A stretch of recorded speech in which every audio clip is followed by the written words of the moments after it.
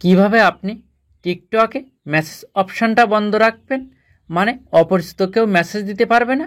আপনি যাদের পারমিশন দিয়ে রাখবেন শুধু তারাই টিকটকে মেসেজ দিতে পারবে।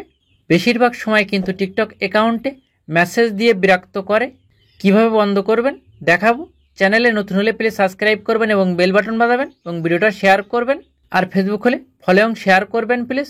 ফার্স্ট এইখানে আপনি টিকটকে ক্লিক করবেন, তারপর এখানে আপনি প্রোফাইল অপশানে ক্লিক করবেন, তারপর এখানে আপনি থ্রি ডট মেনুতে ক্লিক করবেন, তারপর এখানে সেটিং অ্যান্ড প্রাইভেসিতে ক্লিক করবেন। সেম এই ইন্টারফেসটা শো হবে। এখানে আপনি প্রাইভেসি অপশানে ক্লিক করবেন। একটু নিচের দিকে আসবেন, এখানে একটা অপশান দেখতে পাচ্ছেন ডিরেক্ট মেসেজ, এখানে আপনি ক্লিক করবেন। তারপর এখানে আপনি এলাও ডিরেক্ট মেসেজ অপশানে ক্লিক করবেন। তারপর সেম এই ইন্টারফেসটা শো হবে।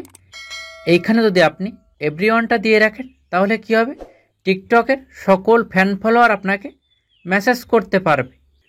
আর নিচেরটা এখানে সাজেস্ট ফ্রেন্ড, মানে আপনি যাদের সাজেস্ট করবেন শুধু তারাই আপনাকে মেসেজ করতে পারবে।